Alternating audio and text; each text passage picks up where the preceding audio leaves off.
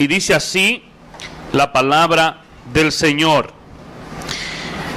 En el segundo año del reinado de Nabucodonosor, tuvo Nabucodonosor sueños, y se perturbó su espíritu, y se le fue el sueño. Hizo llamar el rey a magos, astrólogos, encantadores y caldeos, para que le explicasen sus sueños. Vinieron pues, y se presentaron delante del rey. Y el rey les dijo: he tenido un sueño, y mi espíritu se ha turbado por saber el sueño. Entonces hablaron los caldeos al rey en lengua aramea: Rey, para siempre vive. Di el sueño a tus siervos, y te mostraremos la interpretación. Respondió el rey y dijo a los caldeos: el asunto lo olvidé. Si no me mostráis el sueño y su interpretación, seréis hechos pedazos, y vuestras casas serán convertidas en muladares. Y si me mostrareis el sueño y su interpretación, recibiréis de mí dones y favores y gran honra. Decidme pues el sueño y su interpretación. Respondieron por segunda vez y dijeron: diga el rey el sueño a sus siervos, y le mostraremos la interpretación. El rey respondió y dijo: yo conozco ciertamente que vosotros ponéis dilaciones, porque veis que el asunto se me ha ido.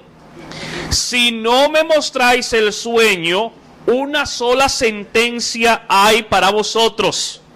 Ciertamente preparáis respuesta mentirosa y perversa que decir delante de mí, entre tanto que pasa el tiempo. Decidme pues el sueño, para que yo sepa que yo podéis dar su interpretación. Los caldeos respondieron delante del rey y dijeron: no hay hombre sobre la tierra que pueda declarar el asunto al rey. Además de esto, ningún rey, príncipe ni señor preguntó cosa semejante a ningún mago, ni astrólogo, ni caldeo, porque el asunto que el rey demanda es difícil, y no hay quien lo pueda declarar al rey, salvo los dioses cuya morada no es con la carne. Por esto el rey, con ira y con gran enojo, mandó que matasen a todos los sabios de Babilonia, y se publicó el edicto de que los sabios fueran llevados a la muerte, y buscaron a Daniel y a sus compañeros para matarlos. Entonces Daniel habló sabia y prudentemente a Arioc, capitán de la guardia del rey, que había salido para matar a los sabios de Babilonia. Habló y dijo a Arioc, capitán del rey: ¿cuál es la causa de que este edicto se publique de parte del rey tan apresuradamente? Entonces Arioc hizo saber a Daniel lo que había. Y Daniel entró y pidió al rey que le diese tiempo, y que él mostraría la interpretación al rey. Muy bien, hermanos, solo haciendo refrescando un poquito lo que habíamos hablado hace algunos domingos. Daniel y 3 jóvenes más de Jerusalén, hebreos, habían sido tomados como cautivos para Babilonia, y el rey Nabucodonosor, que era el imperio más poderoso en aquel entonces, los había reclutado con el propósito de prepararlos, de adoctrinarlos, de que fueran ministros en el palacio del rey, por el hecho de que Babilonia, Nabucodonosor, estaba conquistando tierras, y había llegado un momento en que los conquistados eran más que los conquistadores. Y en ese sentido, durante 3 años prepararon a estos muchachos. Sin embargo, Daniel y sus amigos no se olvidaron de Dios, no se olvidaron de su ley, sino que en medio de esa situación de hostilidad en la que ellos vivían, ellos se mantuvieron íntegros y mantuvieron su verticalidad. Y en ese sentido dice la Biblia que ellos fueron preparados en ciencia, conocimiento, y recibieron instrucciones. Sin embargo, Daniel además de eso, dice la palabra que recibió entendimiento para interpretar sueños y revelaciones. Y en esta ocasión Nabucodonosor tiene un sueño. Pero Babilonia en aquel entonces era el imperio que se imponía sobre todas las naciones, y Nabucodonosor se estaba esmerando en construir algo bonito. Él se había encargado de embellecer a Babilonia. Fue durante su reinado, que duró 43 años, que se construyeron los famosos jardines colgantes en Babilonia. También se construyeron unos 30 templos dedicados a los dioses de los caldeos. Y en esta ocasión, este hombre tiene un sueño que viene de Dios, que Dios lo ha permitido, pero que se le ha olvidado.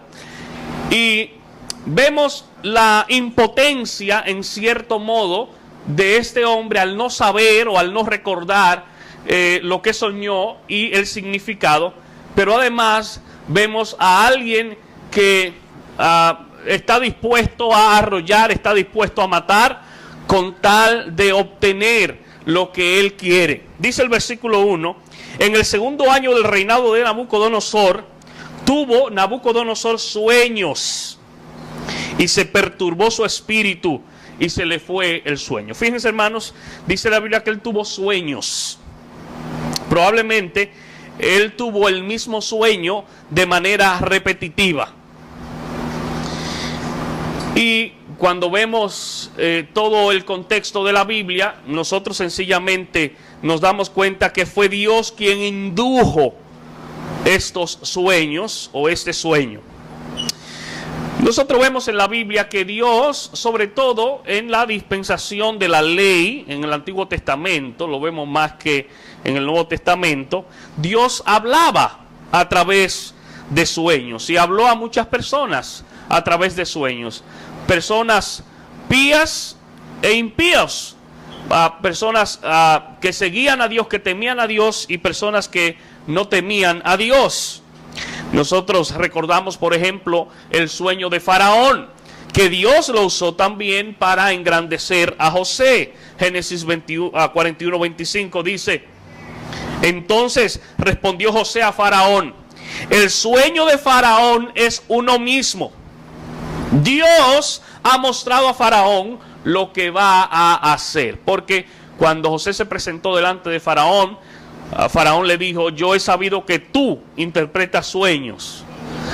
Y José le dijo: un momento, no soy yo. Dios a quien yo le sirvo, Él es el que lo hace. Y fíjense que en este versículo que leímos, dice José: Dios ha mostrado a Faraón. Fue Dios quien provocó ese sueño de Faraón, así como fue Dios quien provocó el sueño para Nabucodonosor. Claro está, detrás de ambos hay el mismo propósito al final, ¿verdad? Ya en el fondo, y es la exaltación y la gloria de Dios. Hermanos, dice la Biblia, y es un lema que tienen los muchachos de Ciudad de Refugio, que Dios ve el final desde el principio. Desde el principio. Dios está viendo dónde estamos nosotros dentro de 10, 20, 40 años. Si Cristo no ha venido, y ojalá esto no te asuste, al contrario, por estar en Cristo Jesús te dé alegría. Si Cristo no ha venido, Dios está viendo nuestro funeral. Sí, y está viendo allá al hermano, la hermana llorando y predicando. Porque Dios ve el final desde el principio. Como que tenemos que poner un ejemplo más bonito, ¿verdad? Está bien, está bien. Si Cristo no ha venido, Dios está viendo tu boda. Con ese varón y con esa varona. ¿Te gustó ahí, Melqui? Ahí como que estuvo mejor, está bien. Hermanos, el futuro es incierto para nosotros. Nosotros no sabemos lo que sucederá mañana. No sabemos lo que sucederá hoy. No sabemos lo que sucederá en una hora, en un minuto. Dios sí lo sabe. Y en una ocasión, Dios retó a los dioses falsos con relación al futuro. Dice Isaías 41, versículos 21 en adelante. Alegad por vuestra causa, dice Jehová. Presentad vuestras pruebas, dice el Rey de Jacob. Traigan, anúnciennos lo que ha de venir. Díganos lo que ha pasado desde el principio, y pondremos nuestro corazón en ello. Sepamos también su postrimería, y hacednos entender lo que ha de venir. Dadnos nuevas de lo que ha de ser después, para que sepamos que vosotros sois dioses, o a lo menos haced bien o mal, para que tengamos que contar y juntamente nos maravillemos. Le está diciendo, díganme qué es lo que va a pasar. ¿Ustedes saben el futuro? ¿Conocen el futuro? Y es un desafío que Dios está haciendo. Sin embargo, nosotros vemos en la palabra que Dios nos ha dado el privilegio de revelarnos. Y encontramos en la Biblia destellos, encontramos detalles del futuro para que nosotros podamos enfrentar el mañana con seguridad. Nosotros vemos por la palabra que nuestro futuro en Cristo es seguro. Que no hay que temer, que no hay que vacilar, sino que en Él nuestro futuro está asegurado. Y fíjense en ese versículo 1, dice el rey que Él se perturbó.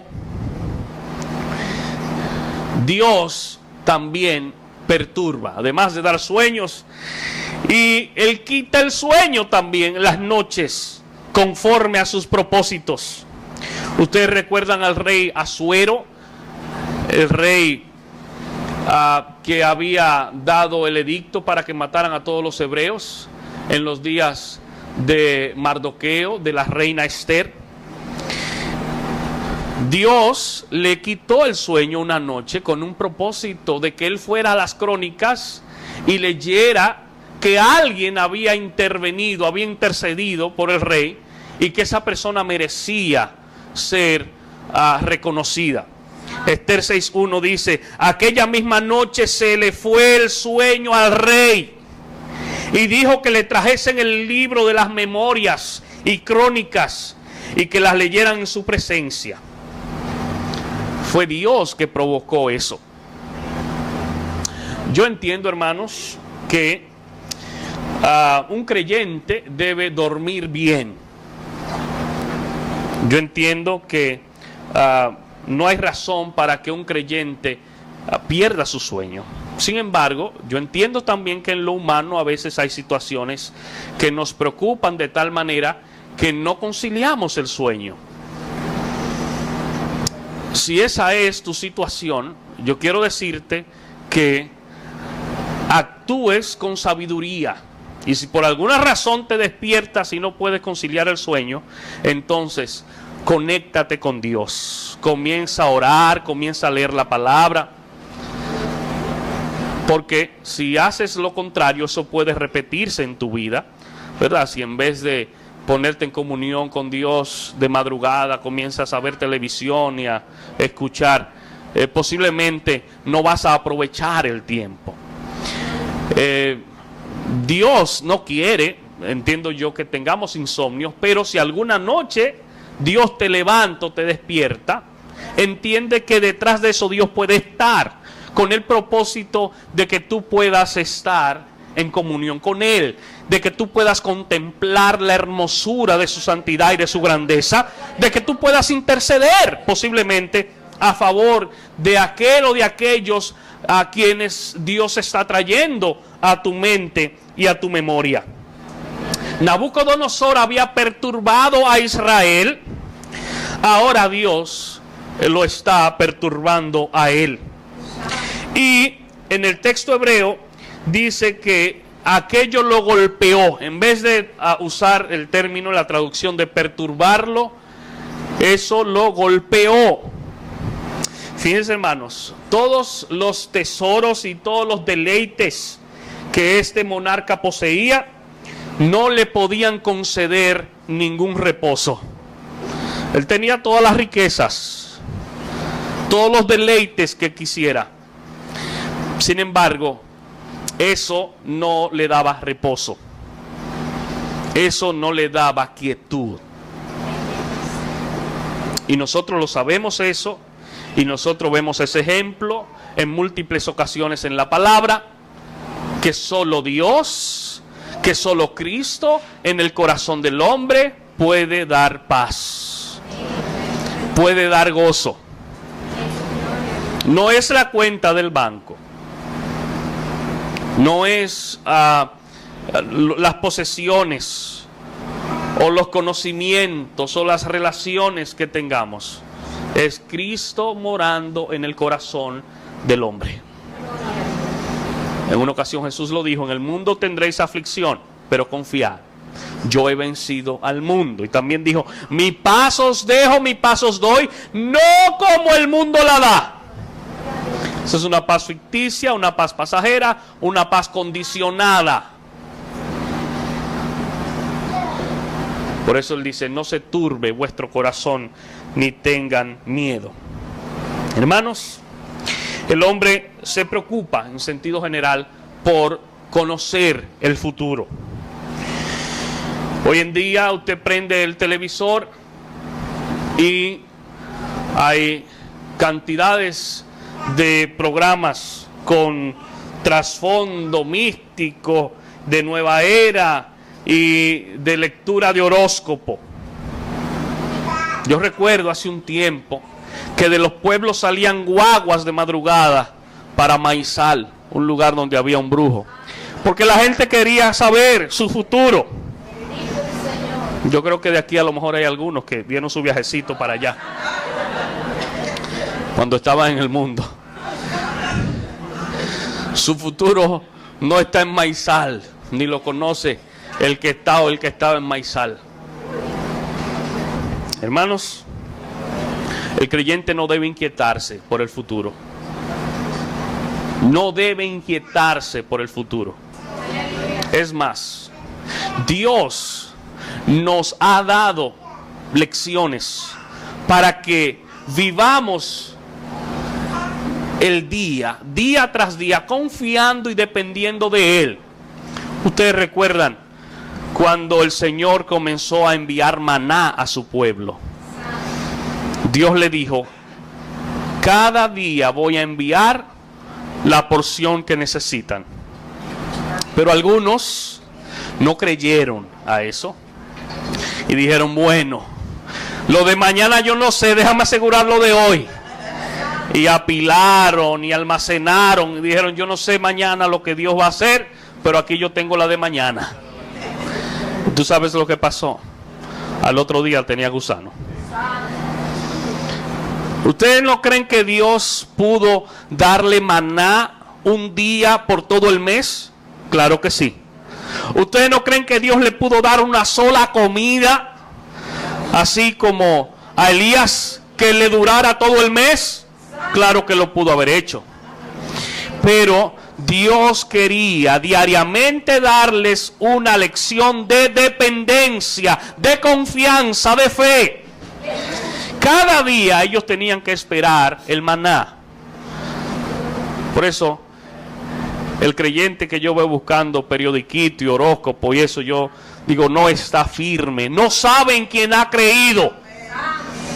No sabe en quién ha creído. Mire lo que dice Isaías 49:16, refiriéndose a Sión, a Israel, a su pueblo. Dice: he aquí que en las palmas de las manos te tengo esculpida.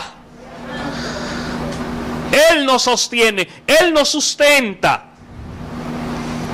Hermanos, versículo 2 dice: hizo llamar el rey a magos, astrólogos, encantadores y caldeos para que le explicasen sus sueños. Vinieron pues y se presentaron delante del rey. Miren, hermanos, en su turbación, en su desesperación, Nabucodonosor no tomó la decisión correcta. Saúl hizo algo parecido. Y yo creo que la tendencia del hombre es, en medio de las pruebas, en medio de la turbulencia, en medio de la desesperación, tomar decisiones que no son atinadas. Por eso debemos nosotros estar siempre en comunión con Dios y saber quiénes somos en Dios. Saúl hizo algo parecido. Dios le dijo: no te voy a revelar nada. Pero él, en su obstinación, quiso saber. Y él, que había prohibido la adivinación y la hechicería, él mismo se disfrazó para ir a consultar una hechicera. Primero de Samuel 28:7 dice: entonces Saúl dijo a sus criados: buscadme una mujer que tenga espíritu de adivinación, para que yo vaya a ella y por medio de ella pregunte. Y sus criados le respondieron: he aquí hay una mujer en Endor que tiene espíritu de adivinación. Fíjense a dónde había caído. Pero eso era el resultado de la desesperación, de la turbación. Ese era el resultado del desenfoque. Cuando no estamos enfocados en Dios, cometemos muchos errores. Versículo 3: y el rey les dijo: he tenido un sueño y mi espíritu se ha turbado por saber el sueño. Hermanos, Dios había propiciado ese sueño. Dios fue el autor de ese sueño. Pero Dios también había hecho que se le olvidara el sueño. ¿Sabes por qué? Porque Dios tenía planes con esa situación. Los eventos del futuro turban y perturban a aquellos que no están cimentados en Dios. Pero aquellos que tienen su confianza depositadas en el Señor, aquellos que tienen su corazón y sus ojos puestos en Dios, permanecen seguros. Dice Proverbios 28:1: huye el impío sin que nadie lo persiga, mas el justo está confiado como un león. Aleluya. El impío anda corriendo sin saber, mirando a ver quién es que le está persiguiendo, en desesperación, en zozobra, en turbación. Pero el justo, dice la Biblia, está confiado como un león. Entonces hablaron los caldeos al rey en lengua aramea: rey, para siempre vive, di el sueño a tus siervos y te mostraremos la interpretación. Aquí, cuando habla de los caldeos, se refiere a una casta sacerdotal de Babilonia, a un grupo especial en ese sentido. Es posible que Nabucodonosor tuviera cierta desconfianza en estos hombres para interpretar sueños. Ahora, nosotros podríamos preguntarnos en este día si alguien que no sea creyente puede revelar eventos del futuro. En otras palabras, alguien que sirve, ¿verdad?, al enemigo, o el mismo Satanás, si puede revelar eventos del futuro. Yo pienso que lo hace o lo haría hasta donde Dios le permite, o si Dios se lo permite. Porque aparentemente hubo personas que no le servían a Dios y que predecían cosas. Ustedes recuerdan el caso de la jovencita en el libro de los Hechos, que comenzó a decirle a Pablo: esos son siervos del Dios vivo. Y era usada para dar ganancias adivinando. Hechos 16 en adelante dice: aconteció que mientras íbamos a la oración, nos salió al encuentro una muchacha que tenía espíritu de adivinación, la cual daba gran ganancia a sus amos adivinando. Esta, siguiendo a Pablo y a nosotros, daba voces diciendo: estos hombres son siervos del Dios Altísimo, quienes os anuncian el camino de salvación. Y esto lo hacía por muchos días. Mas desagradando a Pablo, este se volvió y dijo al Espíritu: te mando en el nombre de Jesucristo que salgas de ella. Y salió en aquella misma hora. ¿Qué dice ese pasaje? Está hablando de que esa muchacha tenía un demonio, tenía un espíritu de adivinación. En el original era un espíritu pitónico, era una pitonisa. Y ella decía cosas, ciertamente, pero no lo decía de parte de Dios, porque el mismo Señor Jesús dijo en una ocasión: el que conmigo no recoge, desparrama. Ella era usada por el enemigo para decir cosas. Hermanos, no nos dejemos confundir. Por el hecho de que alguien diga algo que sucede o que va a suceder, no significa que eso es de Dios. Fíjense, ese pasaje dice que era un espíritu de adivinación y Pablo lo echó fuera. Si eso hubiese sido de Dios, Pablo no echa fuera ese espíritu. Entonces, por el hecho de que alguien venga y diga algunas cosas del futuro y que tienen o tengan cierta concordancia o cierta afinidad con lo que tú piensas o quieres, no significa que esa persona es de Dios. También hubo profetas en el Antiguo Testamento que profetizaban, adivinando. Pero sabes que hablaban mentira y lo hacían por dinero. Miqueas 3:11 dice: sus jefes juzgan por cohecho y sus sacerdotes enseñan por precio y sus profetas adivinan por dinero. Pero fíjense, hermanos, nosotros tenemos que establecer claramente que Dios está en contra de la adivinación. Dios está en contra de la magia, de la hechicería. Levítico 20:27 dice: y el hombre o la mujer que invocare espíritu de muertos o se entregare a la adivinación ha de morir, serán apedreados, su sangre será sobre ellos. Así que no nos dejemos confundir, porque incluso hay gente que ha venido, y lo vemos en la Biblia, en nombre, supuestamente en nombre de Dios. O hay gente que hoy en día supuestamente hablan y dicen cosas coherentes a veces acerca del futuro en nombre de Dios, que no son de Dios. Se van a presentar delante de Jesús y le van a decir en aquel gran día: Señor, en tu nombre predicamos, en tu nombre hicimos milagro, en tu nombre echamos fuera demonios. Oiga eso. Aleluya. Jesús, dice la Biblia, que no le dijo: es mentira lo que tú estás diciendo. Jesús sencillamente les va a decir: apártate o apártense de mí, nunca los conocí. Es verdad que predicaron, es verdad que echaron fuera demonios, es verdad que hablaron lenguas, pero no los conocí. Porque le servían a Satanás y no le servían a Dios.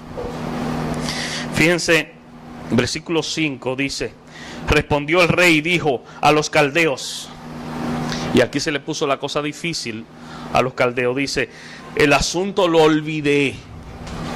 Si no me mostráis el sueño y su interpretación, seréis hechos pedazos, y vuestras casas serán convertidas en muladares. Miren, cuando Nabucodonosor está diciendo: si ustedes no me dicen el sueño y su interpretación, porque ellos estaban acostumbrados a que se les dijera el sueño y ellos lo interpretaban, pero aquí el asunto era diferente. El asunto se le olvidó a Nabucodonosor. Si no me dicen el sueño, dice, ustedes van a ser hechos pedazos. Y eso que le dijo no fue una expresión filosófica ni poética. Eso era de manera literal. Porque una de las costumbres de los caldeos, de los babilonios, era desmembrar a la gente. Le arrancaban los brazos, los pies, lo desmembraban vivos. Y él está diciendo, si ustedes no me dicen qué fue lo que sucedió, los vamos a desmembrar.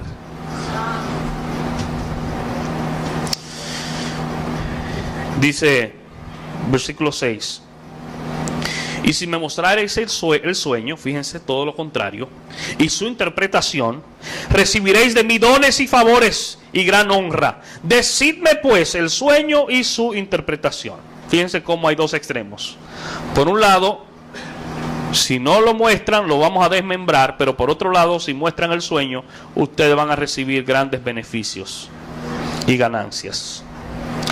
Amados hermanos, los reyes y los poderosos de la tierra están dispuestos a dar beneficios, prebendas a aquellos que satisfagan sus necesidades, a aquellos que satisfagan sus caprichos y sus antojos. Ustedes recuerdan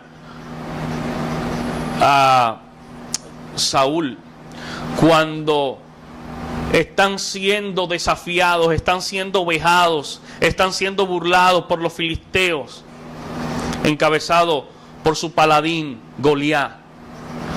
Llegó un momento que Saúl dijo: el que se atreva a enfrentar a ese hombre, yo lo voy a sacar del anonimato, le voy a dar mi hija, va a vivir en el palacio, no va a pagar impuestos. 1 Samuel 17:25.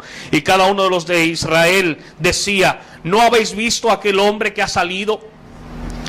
Él se adelanta para provocar a Israel. Al que le venciere, dice, el rey le enriquecerá con grandes riquezas y le dará su hija, y eximirá de tributos a la casa de su padre en Israel. Yo quiero decirte que en cierto modo Nabucodonosor es un símil de Satanás, que está dispuesto a dar o a ofrecer grandes cosas con tal de que tú te rindas a sus pies. ¿Ustedes recuerdan la tentación de Jesús? Todo lo que él se puso a ofrecer. Pero eso era a cambio de algo. Eso era a cambio de que le sirviera. Babilonia, este mundo, te ofrece grandes cosas siempre y cuando tú estés dispuesto a someterte a su régimen, a su reino, a sus prácticas.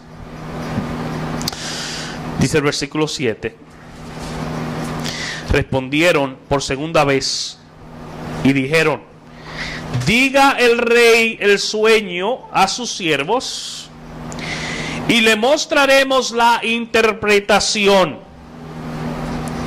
El juego estaba trancado, el juego estaba cerrado. Ellos no podían adivinar, ellos no podían decir. Hermanos, solo Dios conoce los misterios y los secretos. Ellos dijeron: no podemos hacer nada. Y les repetían: díganos el sueño, y partiendo de ahí entonces nosotros le vamos a decir cuál es la interpretación. Versículo 8: el rey respondió y dijo: yo conozco ciertamente que vosotros ponéis dilaciones, porque veis que el asunto se me ha ido. Hermanos, el rey está obsesionado, el rey está empecinado por saber el sueño. Él no tolera ni resiste la impotencia. Su soberanía es manifiesta aquí. Él está diciendo: es que yo soy el hombre más poderoso. ¿Cómo es que hay algo que yo no sepa? ¿Cómo es que hay alguien que no me pueda ayudar? Él está empecinado y obsesionado en esto. Proverbios 21-24 dice: escarnecedor es el nombre del soberbio y presuntuoso, que obra en la insolencia de su presunción. Este hombre era un caudillo, era un dictador.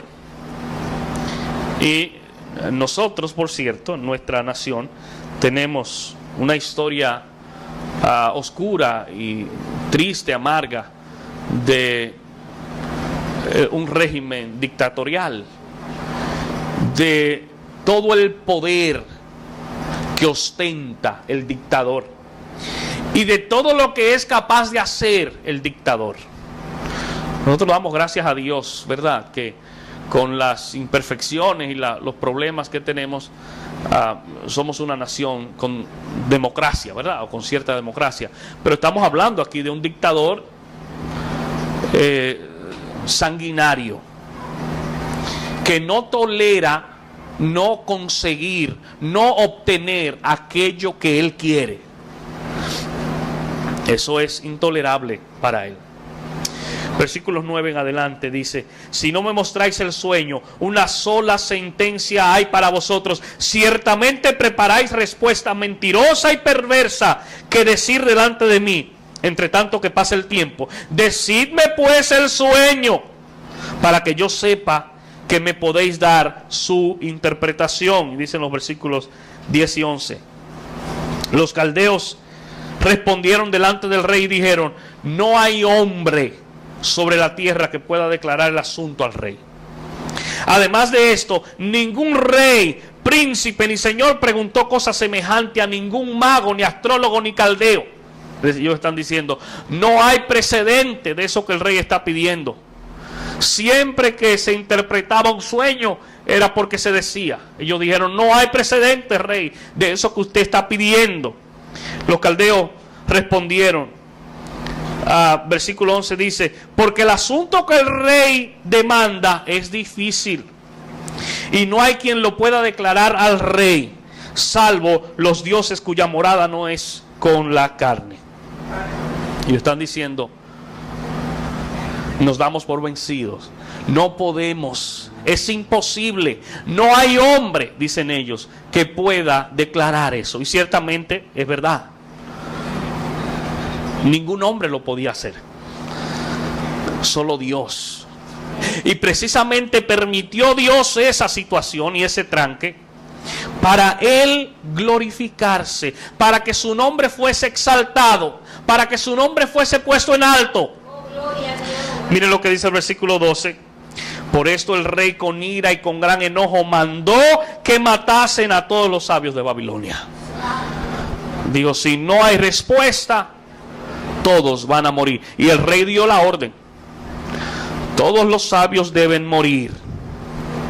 Hermanos, cuando ese tipo de gente, ese tipo de personas no obtienen lo que desean, están dispuestos a arrollar, a atropellar, a estropear, a pisotear.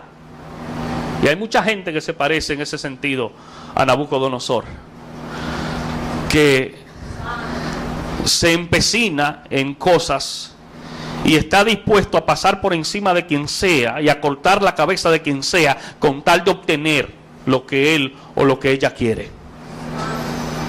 Sí. Hay Nabucodonorcitos y Nabucodonorcitas, a veces hasta en las iglesias.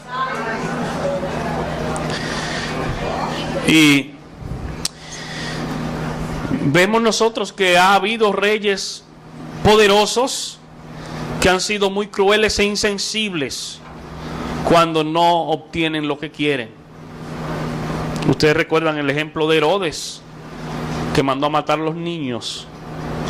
Mateo 2:16 dice: Herodes entonces, cuando se vio burlado por los magos, se enojó mucho y mandó matar a todos los niños menores de 2 años que había en Belén y en todos sus alrededores, conforme al tiempo que había inquirido de los magos. Fíjense la matanza que él estuvo dispuesto a hacer, porque se enojó. Reaccionó como una bestia, como un animal. y mataron a los niños. Faraón en los días de Moisés, de su niñez, hizo lo mismo. Éxodo 1:16 dice: cuando asistáis a las hebreas en sus partos y veáis el sexo, si es hijo, matadlo, y si es hija, entonces viva. Dijo: maten a todos los varones, a todos los hombres que están creciendo demasiado. Y estuvo dispuesto a tomar una decisión muy cruel, con mucha insensibilidad. Ese terrible edicto era el medio, hermanos, que Dios iba a usar. Era el medio que Dios estaba usando para llevar a Daniel y a sus amigos a un lugar alto, para llevarlos a un lugar de preeminencia. Dios no inventa. Dios no está inventando con nosotros. Dice el apóstol Pablo: a los que aman a Dios, todas las cosas ayudan a bien. ¿Cómo va a ser, pastor? Usted porque no sabe en la situación en la que yo estoy. Usted porque no está cogiendo esta candela. A los que aman a Dios, todas las cosas le ayudan a bien. Ahora, pero no me vaya usted a decir como un día me dijo ahí al frente un borracho, cuando teníamos cultos en la noche. Y nos parece que él en algún momento estuvo en los caminos o alguien cercano, y él medio borracho me citó ese versículo, diciéndome como que no, que todo estaba bien, que eso que a él le estaba pasando, que a los que aman a Dios le ayudan a bien. Y yo, bueno, esa borrachera no es de Dios, no. Y es a los que aman a Dios que las cosas ayudan a bien. Y aquellos que aman a Dios, una evidencia de que aman a Dios es que le obedecen. Si usted no le está obedeciendo, no me diga que usted le ama. Si le obedece, usted está amando a Dios. Cuando Jacob escuchó la noticia de la supuesta desaparición de su hijo José, ustedes saben lo que él dijo: contra mí son todas estas cosas. Jacob dijo: eso que está sucediendo es por mi causa. Yo soy el culpable. Es consecuencia de mi maldad, él está diciendo. Es consecuencia de mi pecado. Pero ¿sabes qué? No era contra él esas cosas. Era que Dios estaba detrás de ese plan. Y ese fue el vehículo que Dios usó. Porque quiero decirte en esta mañana que no siempre, no necesariamente el medio, el vehículo, los canales que Dios usa son aquellos que nosotros queremos que Él use. A veces son canales contrarios a los que nosotros queremos. A veces son situaciones muy difíciles. Pero ¿sabes qué? Si fue Dios que tomó esa decisión, eso será para tu bien. Eso será para tu bien. Dios provoca una situación difícil en la que sus hijos están corriendo peligro, porque el rey llegó a dar el decreto y dijo: todos los sabios que mueran. Ahí está Daniel, ahí están sus amigos. Cualquiera hubiese dicho: pero ¿de qué ha valido servir? Cualquiera le hubiese susurrado a Daniel: ¿de qué te valió abstenerte por tanto tiempo, rechazando esos banquetes y esos manjares, si ahora el rey te va a mandar a matar? Pero ¿sabes qué? Ese mismo susurro a veces lo escuchamos de parte de personas que yo diría en ocasiones son instrumentos del enemigo para susurrar y decirte: pero mira, tú tienes 10 años sirviendo al Señor, tienes 15 años, tienes 5, tienes 20, tienes 1, y te has apartado. Y mira lo que te está sucediendo ahora. Mentira del diablo.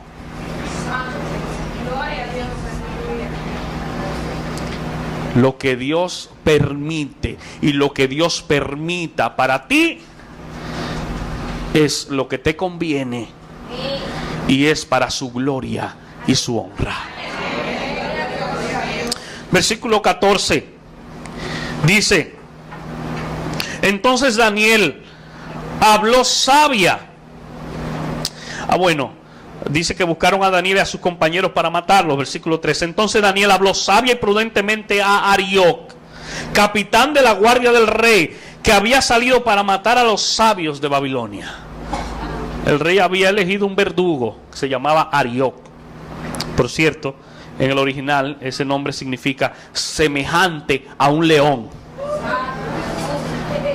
Fue a ese que el rey dijo: mira, fulano, tú que estás acostumbrado a cortar cabezas, te tengo un trabajito. Recoge los sabios y ejercítate en lo que tú sabes, semejante a un león. En ese sentido, Arioc iba a ser instrumento de Satanás, ¿verdad?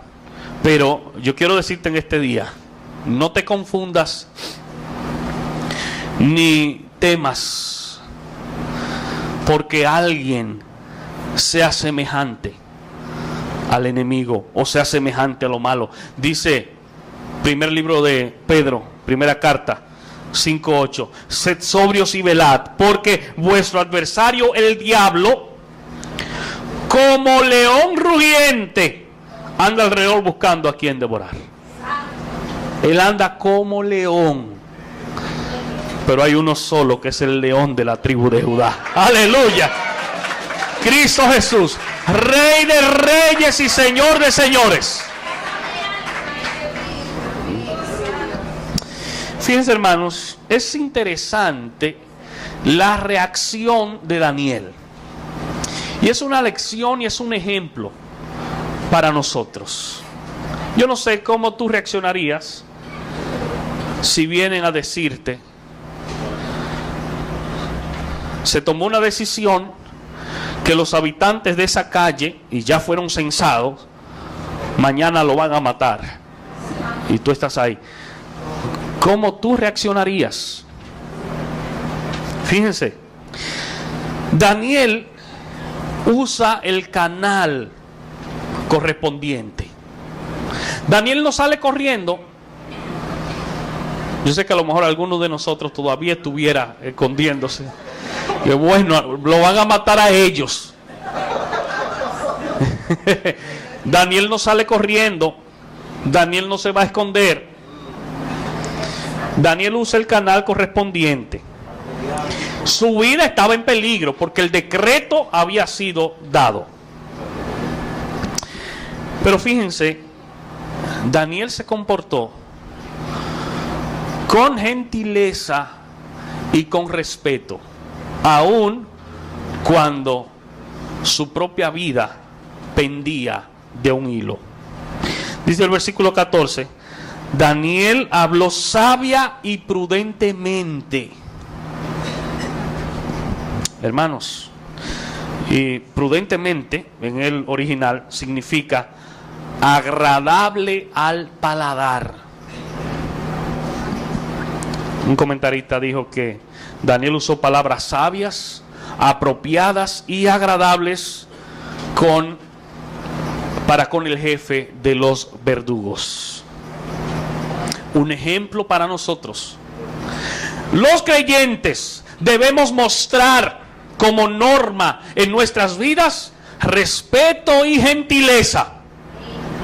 Daniel no fue como un gallito a pelear. Y yo, pero ven acá, ¿qué es lo que tú me estás diciendo? A mí no me han llamado. No, Daniel no fue a discutir.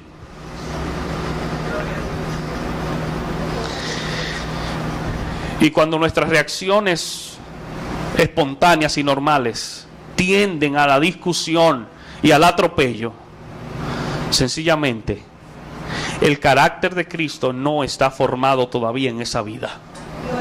Cuando nuestra tendencia es a reaccionar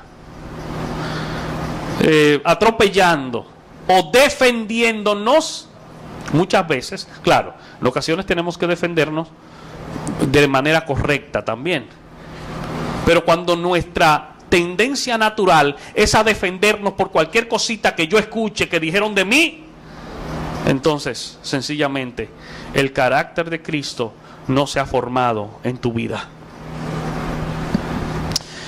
Por eso los creyentes debemos mostrar como norma en nuestras vidas respeto y gentileza. Él no fue a discutir ni a pelear como un gallo, ni a patalear. Daniel actuó juiciosamente, hermanos.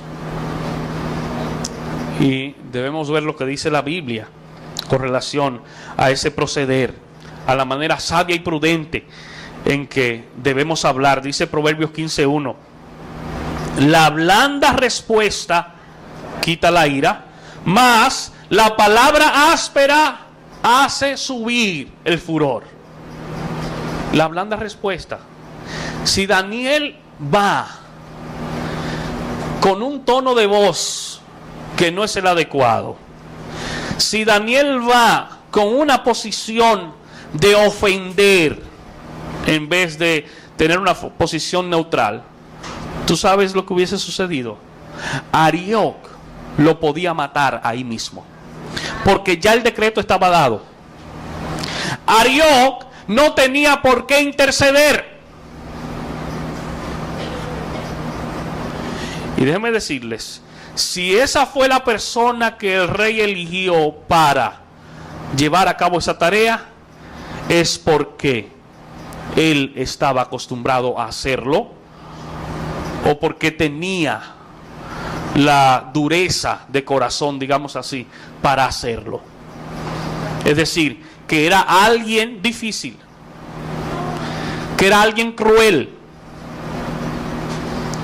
Si Daniel no va con sabiduría y prudencia, esa persona lo que tiene que decir: mira, tú puedes decir lo que quieras, el rey ya dio el decreto. Y dice Proverbios 18:13: al que responde palabra antes de oír, ¿escuchaste esto? Al que responde palabras antes de oír, le es fatuidad y oprobio. Y yo quiero hacer un breve paréntesis, y eso es un tema que tiene que ver con comunicación en sentido general. Uno de los mayores problemas en la comunicación es no escuchar, no oír. Y eso tiene que ver en gran medida con el hecho de que mientras el otro habla, yo no le estoy escuchando. Yo estoy preparando mi argumento para responderle. El otro me está diciendo algo, parece como que yo lo estoy oyendo, pero yo no lo estoy oyendo. Yo estoy preparando mi argumento. Y entonces fíjate lo que dice la Biblia: al que responde palabra antes de oír, le es fatuidad y oprobio. Versículo 15 y 16, por último, dice: habló y dijo a Arioc, capitán del rey: ¿cuál es la causa de que este edicto se publique de parte del rey tan apresuradamente? Entonces Arioc hizo saber a Daniel lo que había. Y Daniel entró y pidió al rey que le diese tiempo y que él mostraría la interpretación al rey. Hermanos, Daniel mostró piedad. Demostró que era alguien que tenía una estrecha relación con Dios, que confiaba en Dios. La piedad hace al hombre estable.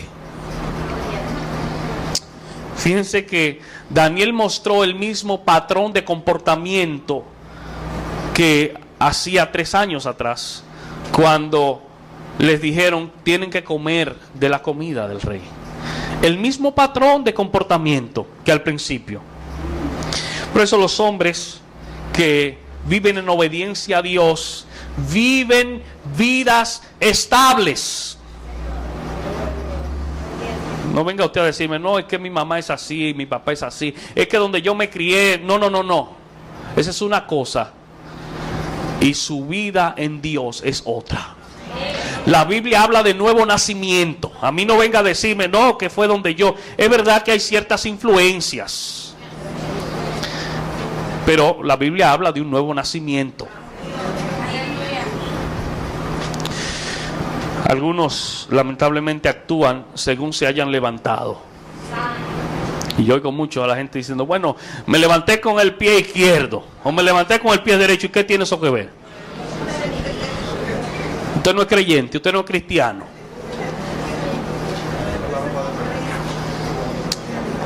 Sí.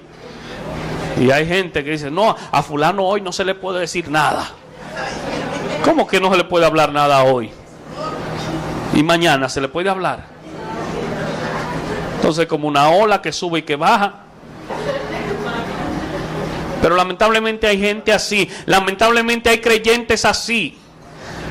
Que hay días que usted dice, bueno, yo no sé si hablarle de esto o de aquello.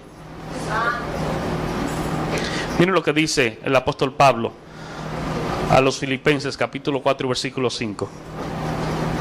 Vuestra gentileza sea conocida de todos los hombres. Vuestra gentileza sea conocida de todos los hombres. No dice vuestra aspereza o vuestra rudeza.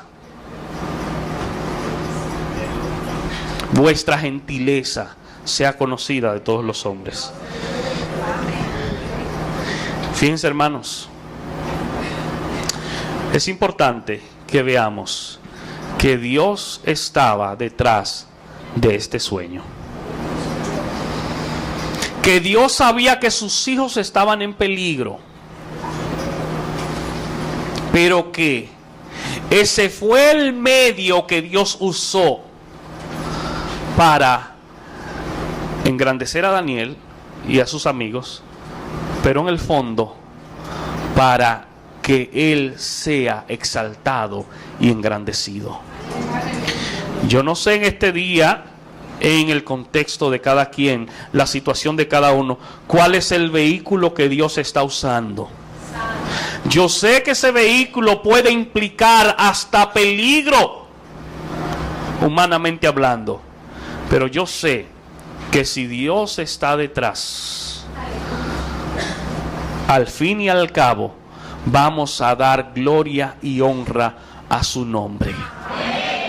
Y sepamos, hermanos, de qué manera actuar. Y sepamos, hermanos, de qué manera reaccionar, aún en momentos tan delicados y difíciles en los que nuestras propias vidas corren peligro. La blanda palabra aplaca la ira. Sepamos cómo dirigirnos a los demás, pero especialmente sepamos que cuando vivimos vidas agradables a Dios, somos o debemos ser emocionalmente estables. Debemos dar testimonio de que Cristo vive y habita en cada uno de nosotros.